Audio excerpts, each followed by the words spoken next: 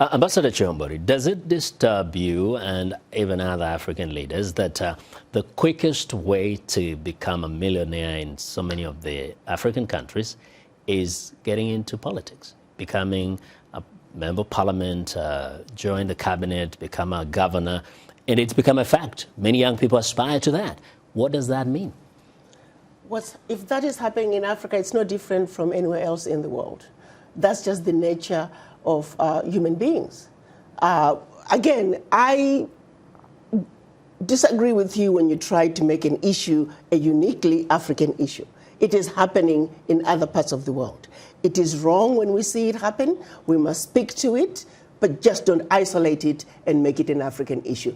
Again, going back to the African Union. How about saying, in Africa, we don't want to tolerate this, rather than making it almost an excuse because it happens elsewhere. The fact that a person joins politics today, is into the system, and within no time is a multimillionaire because they're stolen public funds.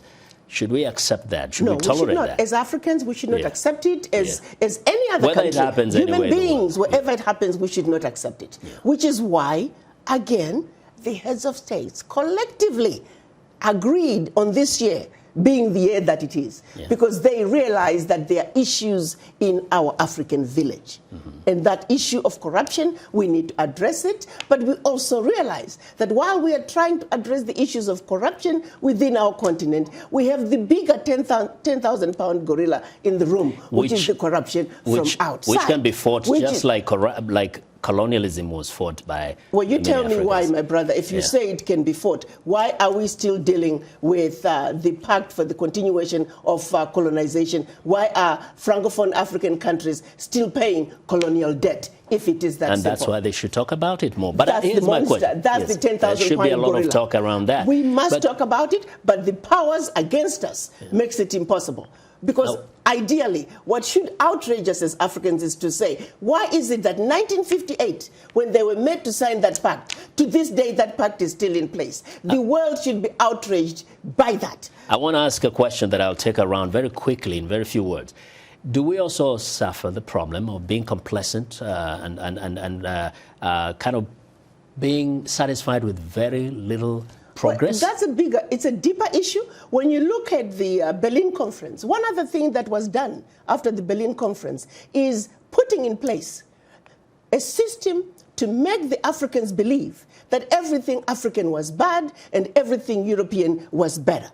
We suffer from the legacy of colonialism. We automatically feel inferior when faced with our Caucasian brothers and sisters. That is something that we as individuals need to deal with. It goes to how we are going to make decisions about Africa when we are faced with them.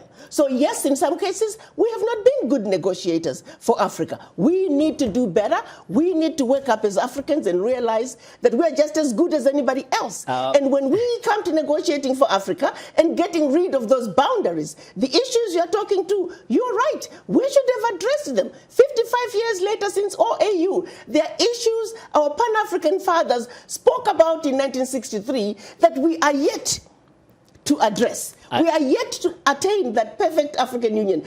Our solution to truly removing corruption out of Africa is when Africa speaks with one voice as one continent, and we are there.